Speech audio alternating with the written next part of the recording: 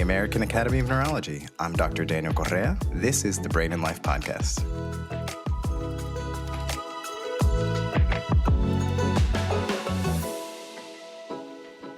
Looking back, one of our most listened to episodes was our Brain Health and Nutrition episode featuring Dr. Achari this last February. But you know what? Like you, I also wanted more information about how we can all eat to promote our brain health and better mood. Similarly, Washington Post writer and executive producer Mary Beth Albright has dedicated her interests in public health and delicious food to research and reporting more on where our nutrition and brain health intersect. So she put all of this work and time into her new book, Eat Flourish, How Food Supports Emotional Wellbeing, which was recently published this last November. And we really enjoyed this book, so we're looking forward to bringing this interview and discussion with her today to you, our listeners. Now, I also want you to stay tuned, and coming up on June 8th, we are joined by Dr. Sarah Song, who will be interviewing Dr. Roy Hamilton on agnosia. A lot of people might be like, what is that? Well, then definitely check out that episode and learn much more about how your brain perceives the world around us.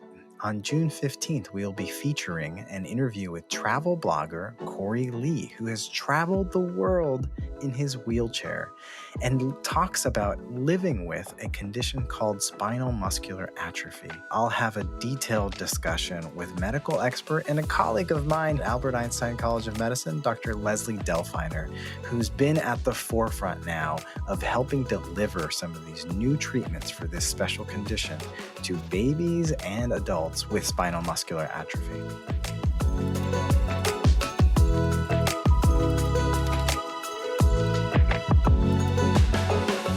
Welcome back to the Brain and Life Podcast. Today, I'm joined by writer, editor, executive producer at the Washington Post, Mary Beth Albright. She has worked as a project director and subject matter expert in public health for the U.S. Surgeon General, and then later appeared as a finalist in the Next Food Network star.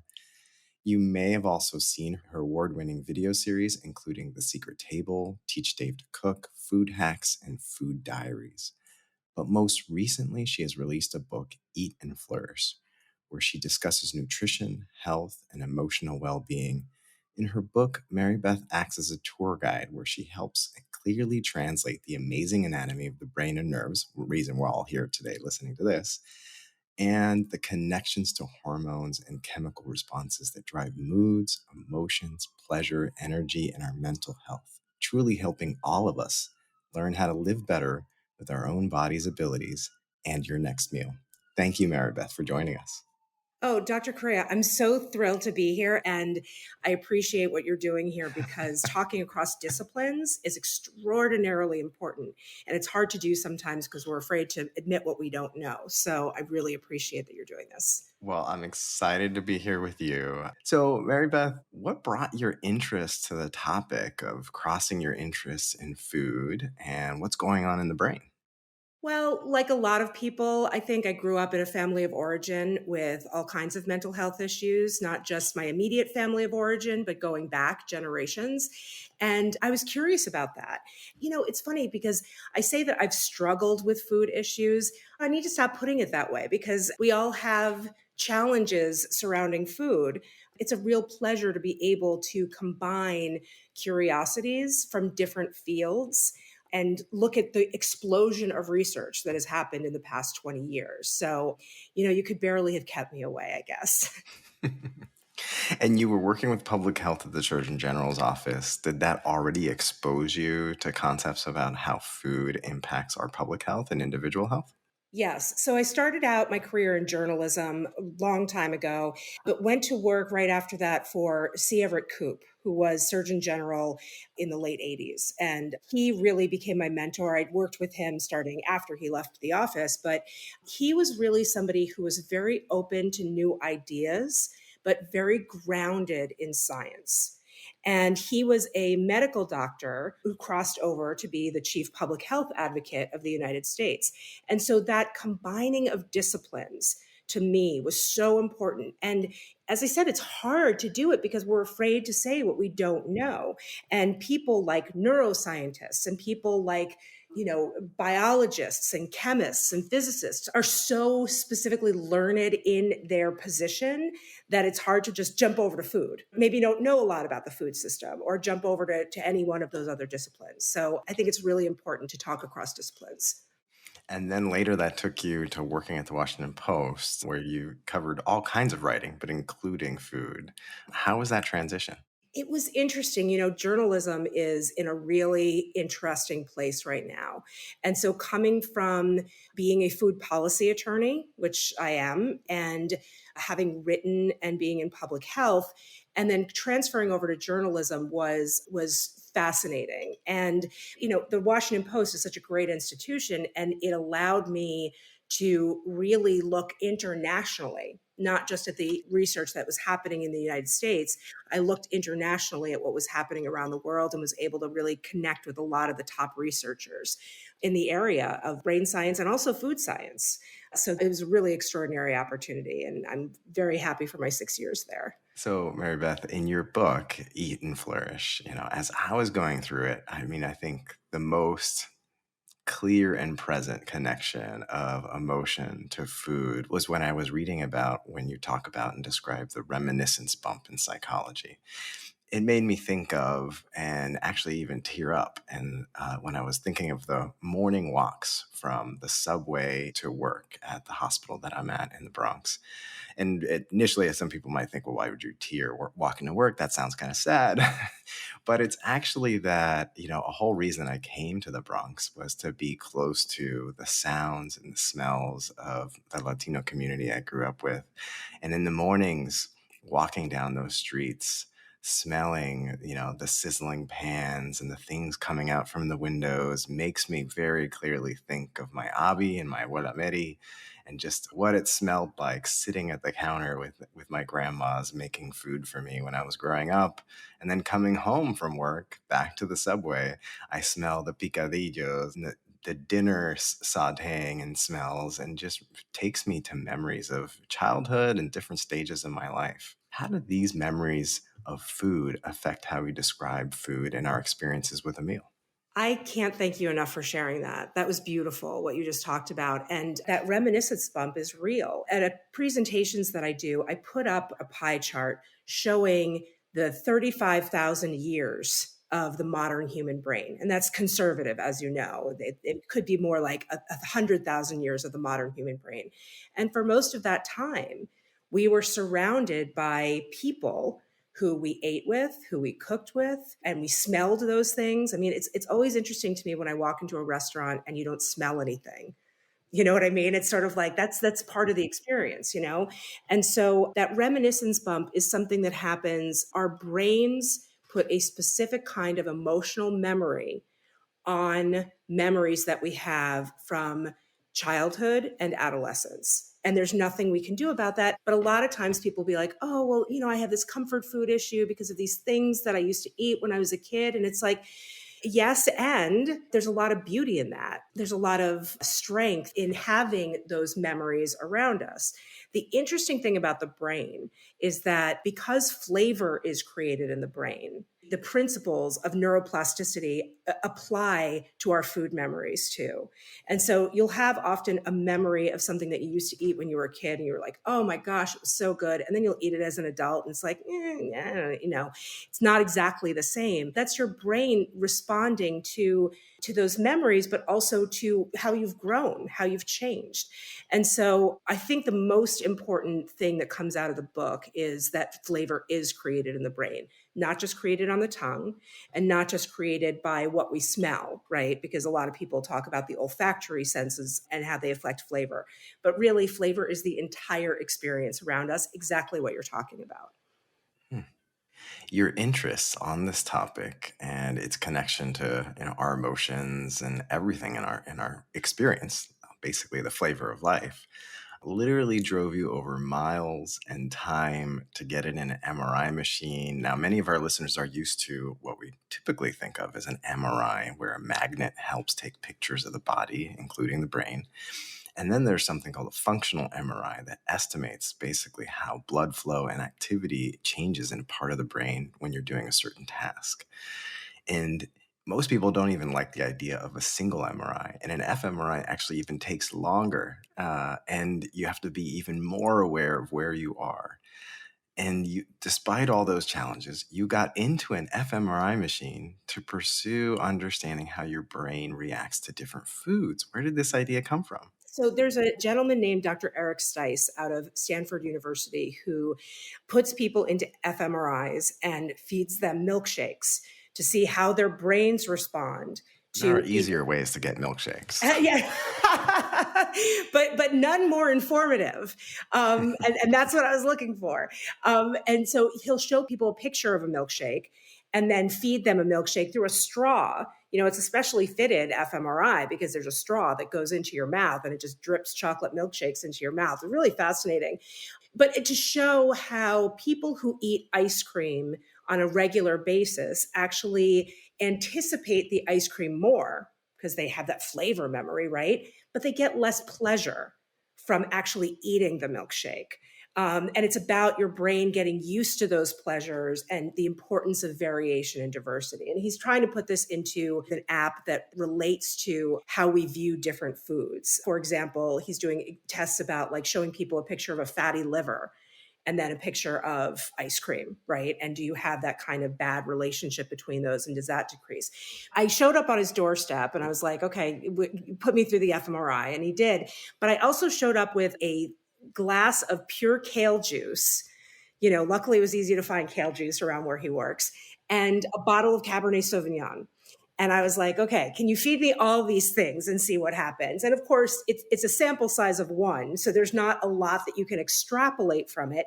But it was interesting to see how my mind anticipated and then perceived pleasure in different ways, depending on whether I saw a glass of wine and then got wine, or a piece of kale and then got kale juice, or a picture of like a frosty milkshake and then I got a milkshake, you know? But it shows how hard food studies are. Because short of putting a webcam on someone's head and recording everything that goes into their mouths, including like the lick of the brownie batter spoon, the piece of gum, you know, science is about controlling things and about learning from what is controlled and what changes. And the human body is an ecosystem. I mean, it's not like, and you know this better than anyone else, it's not like the brain just exists on its own and the body exists to serve the Mhm. brain. It's all an ecosystem.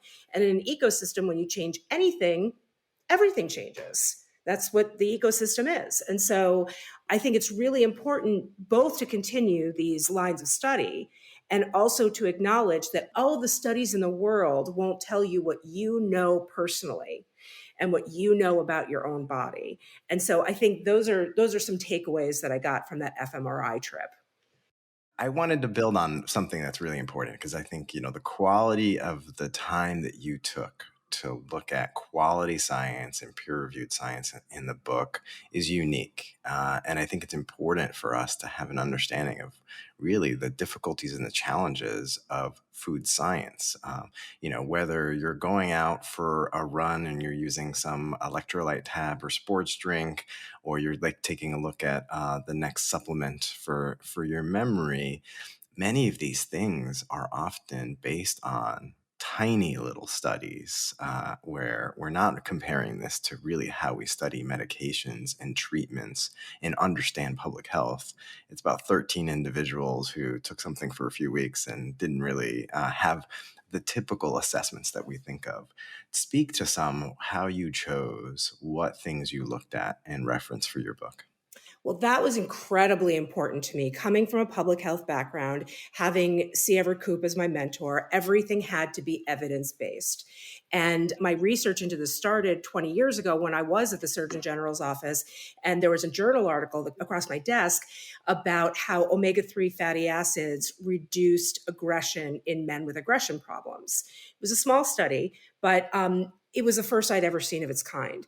And until then, all of this had been relegated to complementary and alternative medicine, which is sort of great if you want to try it, but not on the first line of defense. And we have so much fantastic evidence about pharmaceuticals.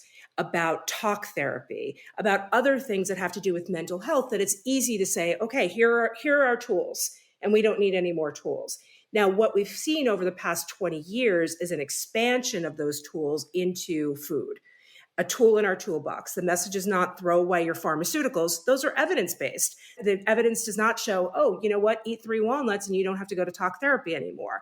This is not the message from any of it. It's a tool in a toolbox at a time when we really need all the tools we can get. And so often when we think about mental health, we think about the neck up. And because the body is an ecosystem, everything does have an effect on the brain. And so I only used peer-reviewed studies. A lot of them are epidemiological studies. A lot of them are studies of like large groups and associations. Because, because as I said, with food studies, it's very difficult because you're relying on self-reporting most of the time, and you are not with that person all the time. There was a great study that was done by Kevin Hall at NIH that was a few years ago. That was a 4-week study, and they put people in lockdown at NIH for 4 weeks. They And chose to, yes. I wanted yeah, to they chose clarify to. that for Sorry, people. yeah. But they were housed in NIH. For 2 weeks, they were given whole foods, and for another 2 weeks, they were given ultra-processed foods.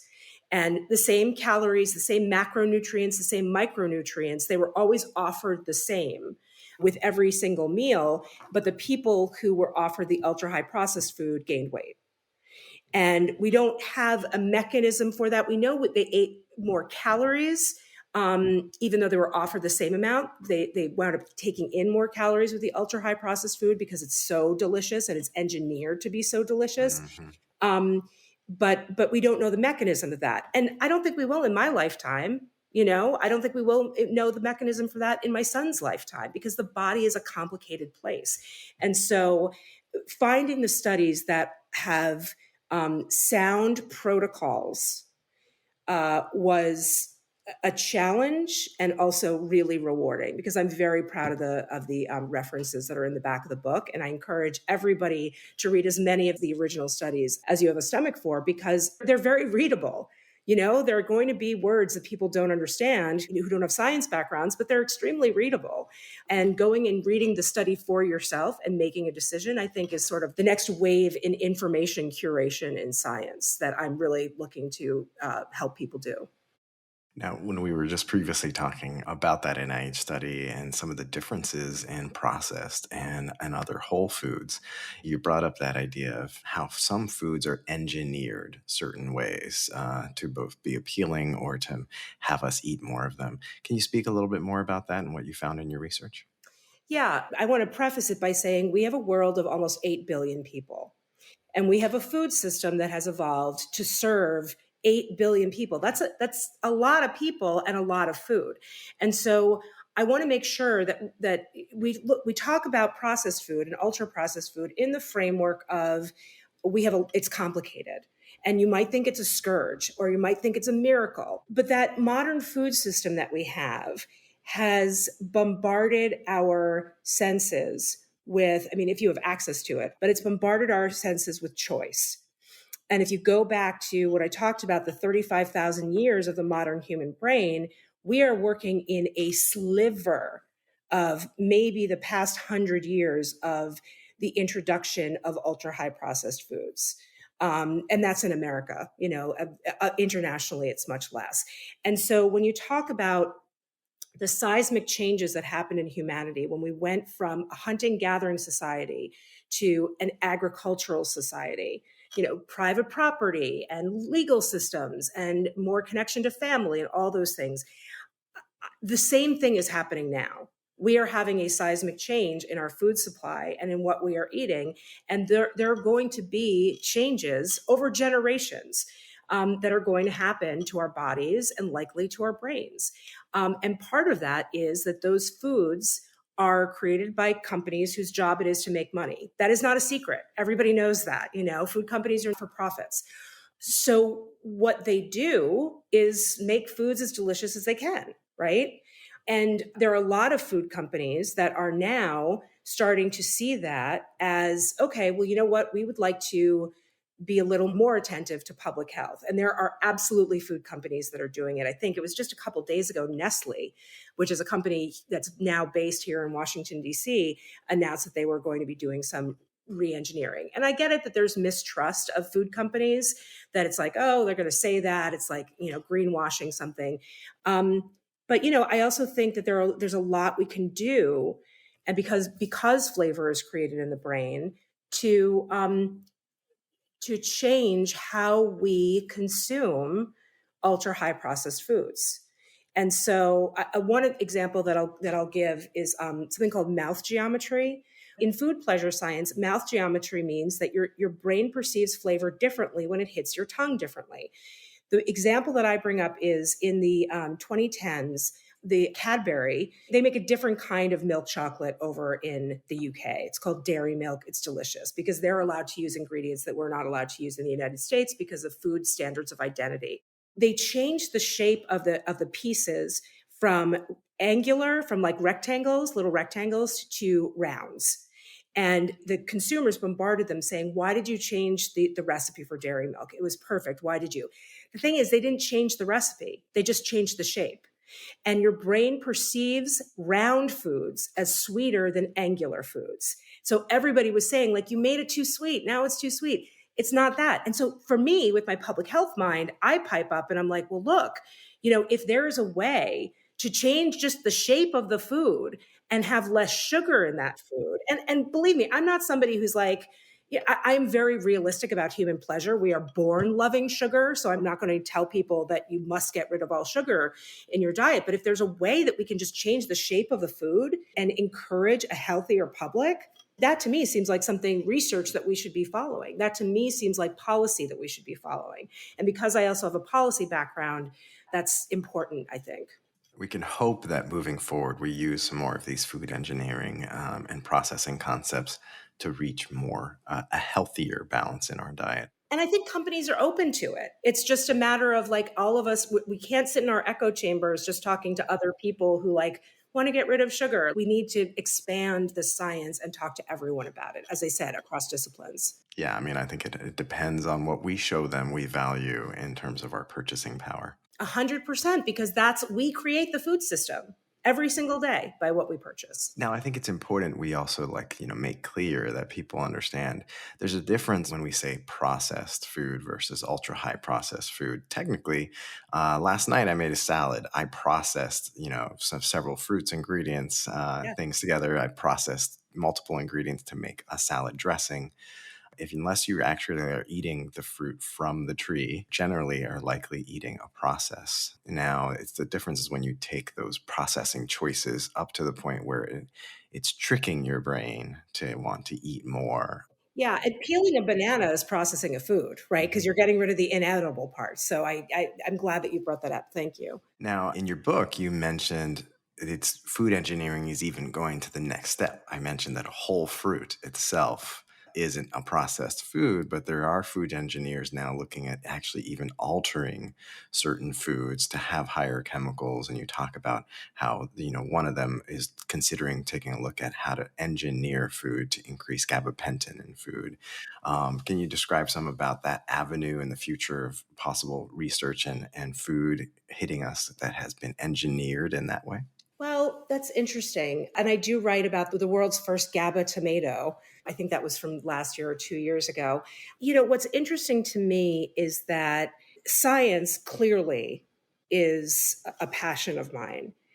Another passion of mine is using what you got, right? And so I feel that right now we're not using the food system and what the food system can give us to its full extent. So before you try to enhance a tomato, how about trying like a diversity of vegetables to supplement, if you're just eating tomatoes?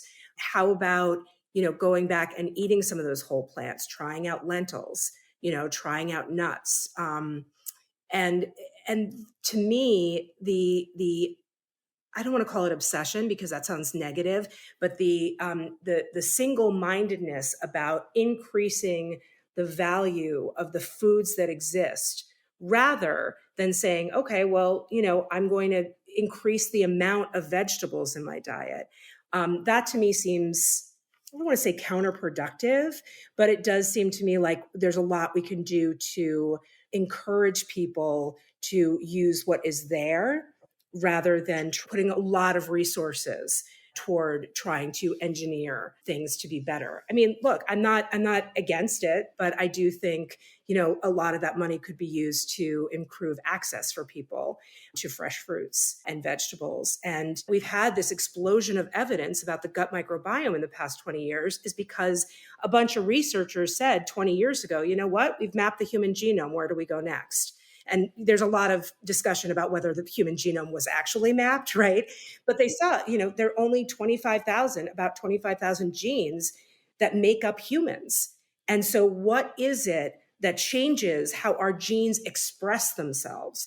And so, the Gut Microbiome Project at NIH, the Human Microbiome Project, is the inheritor of the Human Genome Project. So I think in a lot of ways, we go from like trying to figure out engineering to being like, oh, well, let's discover what's already there and see how we can use what's already there. So depending on how you count, of course, there's varying numbers, but there's billions of neurons in the brain. And we've spent a lot of time thinking about and talking about that. And there's a focus on that. But most people often don't really realize that there are hundreds of millions of neurons throughout your abdomen and your gut or your colon. And that on sometimes is actually even thought of as a second brain. And there is a substantial connection. And then everything within your gut microbiome, being the different microbacteria and organisms that are there, also have a communication and a connection. So talk to us some about what you found in your research about these connections and what it's sort of turning out for us as a society. Well, and not to get into the competition, but there are millions of neurons in your abdomen, as you were saying, and colon. There are billions of neurons in your brain. There are trillions of microbes in your gut microbiome, and they're not human, right? There are all these non-human genes living inside of you, and these non-human organisms living inside of you. And every single day, just like you, they eat and they metabolize and they expel things that influence your body. So the gut microbiome is this collection of trillions of microbes that exist between your digestive tract. That's your mouth all the way down to the other end. And they are bacteria, they are viruses, fungi, archaea, like just all different kinds of microbes. And they influence how we experience the world. We are just at the very beginning of people accepting that the gut microbiome does influence. We are getting into how, and that is very complicated. But we do know that people with more diverse gut microbiomes, that means different kinds of microbes and different amounts of those microbes. More diverse gut microbiomes are better health outcomes, including better mental health outcomes. And the gut microbiome, everyone's is like a fingerprint. You have one, I have one, and no two are the same. A healthy person in Canada will have a very different healthy gut microbiome than somebody in Singapore, someone in India, someone in Australia, because it's just the environment affects us so much. What microbes we have living in the air around us and on the surfaces around us. And so those microbes, as I said, need to eat. And what they eat is fiber. And if we don't have enough fiber in our diet, then those microbes are going to be starving and they're not going to be able to perform the functions that allowed us to evolve. I mean, those microbes have been with us since the very beginning. And so a lot of people think to themselves, okay, well, I'll eat yogurt once a week and that's enough. The beneficial bacteria found in food are called probiotics. But those probiotics that you eat don't take up residence in your gut. They help the microbes that are along the way, right? But they don't take up residence. And so you need to have yogurt or fermented vegetables or kefir or, something that has those live active bacteria to come through and help out your gut microbiome on a regular basis. Yeah, I mean, I think most people don't really think about or realize that, everything we experience out in the world alters each of our own perspectives. I think most people are aware of, the cold and the sensation on your skin and things that you see around you. And really, your colon and everything from, as you said, from your mouth to the other end is a whole nother surface that your body experiences and interacts with the world around you. It seems that the gut microbiome and everything you eat is a kind of another way of sensually experiencing the world around you, just internally. I love the way you just put that. I've never heard anyone say that before. It's like informing what's happening on the inside of your body, that you're giving them information in the form of food. And in the same way that we get information in the form of our senses from the outside of the body. And one of my favorite fun facts about the gut microbiome is that really diversity is its strength. And the more diverse your diet, the more diverse your gut microbiome will be. And there's one study that the American Gut Project that people who eat 30 different plants a week have vastly better health outcomes and more diverse gut microbiomes than those who eat 10 plants a week. Now, before people are like, oh my God, 30 plants a week? How am I going to do that? And you're probably already eating 10 plants a week because wheat is a plant. Corn is a plant. Soybeans are a plant, right? Lettuce, tomato, onion, banana.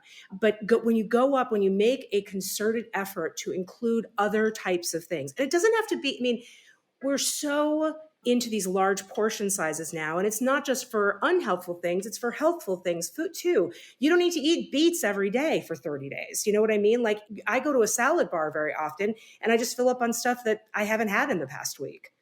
And it's just like a tablespoon of each, and just to get that variety inside of you and to, as you said, give the inside of you a diversity of experiences. Now, I'd like to take us to, biological and food triggers for our emotions. In your book, you talk about omega-3 fatty acids, and you also talk about the idea and sort of the portmanteau concept of hangry neurons. Hanger is so interesting because for a long time we thought it was just associated with blood sugar levels. But we're now seeing that there are neurons, specialized neurons called AGRP neurons, that the researchers themselves, I did not make this up, call them hangry neurons, because it's a neuron that controls both hunger and anger at the same time. And so when it's activated, when you're hungry, you automatically get angry at the same time. And then when you get enough food, both the hunger and the anger subside. And so why is that interesting? Because it's both in the same neuron. So there is a theory that as we were evolving, the signal of hunger wasn't enough motivation for us to eat. Right? Like you feel hunger and it's an uncomfortable feeling, but you're also sort of like, okay, well, maybe I can wait, whatever. That evolutionarily, the people who combined anger and hunger were the ones who got fed because you were demanding food right now. So in a way, we can think of ourselves as evolutionarily superior, those of us who are hangry. So that the research there is fascinating. And again, only starting to blossom with AGRP neurons. And you also talk about in the book about omega-3 fatty acids, and several studies have researched the use of those and diets that are higher in omega-3 fatty acids and their impact on aggression and mood and emotion. Yeah, and a lot of people will ask me personally, do I take any supplements? And I spend a lot of time on the east end of Long Island where I eat seafood as much as possible because it's so delicious out there. And when I'm out there, I have no supplements, but when I'm not eating seafood on a regular basis, that is the supplement that I take, is a DHA EPA supplement. I'm not selling any, I don't make any money off of it. But because you can see through 2 photon microscopes that have just recently been developed, you can see the neurons connecting more quickly that have had sufficient DHA and EPA. And in addition to all of the different studies that have been done about the importance of DHA and EPA for cognitive development. And it's always interesting to me, I had my child 15 years ago, but even back then they were enriching milk and orange juice and all that kind of stuff with DHA and EPA. And I think it's interesting that people really focus on that for pregnant women, but they don't focus on that enough for themselves as individuals. Like the things that we do for our kids are good for us too. Eating together is good for us, not just as a family, but with other people. Being involved in growing food and cooking food will make us more likely to make better choices for our long-term emotional well-being, and DHA and EPA. And so, I think all of us need to start treating ourselves at least as well as we treat our children. We should hope. At least that's a good trigger to consider and think of. So, in the book, you talk a lot about community and eating in community. Now, first Thanksgiving back after the pandemic, and you brought dinner to your father in an elderly home. Talk to us about how eating in community impacts, how we experience the food and our pleasure. I'm glad you brought that up. Yeah, my father wound up dying just a few weeks later after that Thanksgiving. And I almost didn't go because we had such a bad meeting with him the day before. And I was just weeping that night. And my sister came to me and she was like, I really think that we should just go ahead and bring the dinner to the home. And we did. And I am so glad that I did that. And in the book, the science that I get into, I call it the feast paradox, which often in America associate eating more food with poor health outcomes. And the feast paradox is that when people eat with other people, indeed, we eat more food when we're, in communion with other people, but we also have greater health outcomes. We also have better mental health outcomes. And that community, it's not magic, right? It's an association of the importance of community and the importance of food to community that is evidence-based. And that I saw anecdotally Thanksgiving of this year. And it's funny because of all the science that I present in the book, the thing that gets people the most riled up is the idea that eating with other people may have some benefit, because people love to eat alone. And I get it. I do too. I love having like a bowl of soup in front of Netflix or whatever. There's a specific pleasure that comes with that. But as a regular eating pattern, eating alone is not associated with the best mental health outcomes. And so that's the science that I present. But, we need to relearn how to live in community and how to take these individual brains of ours and turn them into some sort of collective benefit for every brain that exists on the planet. And is there a difference in the science from eating together in a group or in community, really having attention to the food and to the community and not necessarily around devices, whether it's Netflix or your phone at that time? Yes, there is some evidence that when we are paying more attention to the people around us and to what we are doing, that is a mindfulness practice. Mindfulness does not have to just be sitting by yourself alone in a corner for an hour, right? But the same mindfulness techniques like meditation that activate the vagus nerve, the bundle of nerves that go from the gut to the brain, to the brainstem, the same activation can happen when you're doing things like cooking. The same activation can happen when you're doing things like being with other people around food.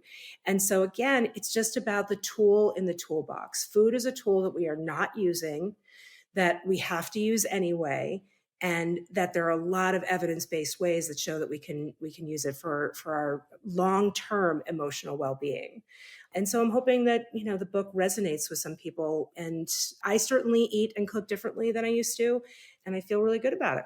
You talked about how you've changed how you're cooking and eating. And in your book, not only describe very clearly for people some of the brain and body's neuroanatomy and how that connects to our food, and then talk about the science about the foods and connection to emotions.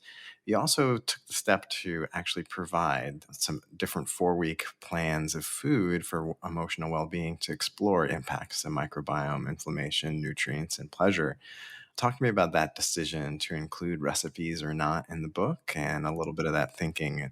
Were you trying to create a prescriptive diet? The science that we have is actionable. And it's actionable in ways that people can talk to their doctors about, try out, and see what is right for them. In furtherance of that, here's a week when you can focus on your gut microbiome, right? And you focus on eating a fermented food every day and try to get as close to 30 different plants a week as you can. So it's not like okay, so now from now on you're going to eat 30 plants a week for the rest of your life, or from now on you're never going to eat, oatmeal for breakfast and you're only going to eat yogurt, that kind of thing. We wanted it to be actionable. actionable information, and that people wouldn't just get to the end of the book and say to themselves, wow, that was really interesting, but I don't know what to do now. There are ideas on focusing on increasing your food pleasure, because pleasure is a form of human nourishment. We have to remember that. So there's 1 week that's all about increasing food pleasure, including changing up the cutlery you use, because there's a lot of science that shows that your brain perceives, when you eat with heavy cutlery, your brain perceives the same meal as more flavorful and more satisfying than when you eat with lighter cutlery.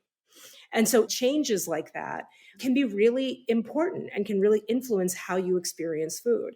And that's what the whole book is about how you experience food, how you create your own flavor, and how the food you eat affects your emotional well-being. And so that bi-directional way means that, here are some ideas to try out and see what works. And by no means is it exhaustive. I mean, I learn something every day talking to researchers. So that's probably going to be the follow-up book. Well, Mary Beth, thank you so much for opening your heart, your emotions, and your kitchen to help us all learn more about food, our connections to it, and emotions. It's a great book, Eat and Flourish. Please make sure to check it out.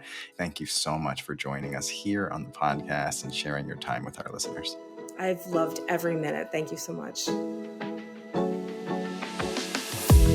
Thank you again for joining us today on the Brain and Life podcast. Follow and subscribe to this podcast so you don't miss our weekly episodes. You can also sign up to receive the Brain and Life magazine for free at brainandlife.org and even get the Espanol version. For each episode, you can find out how to connect with our team and our guests, along with great resources in our show notes. We love it when we hear your ideas or questions.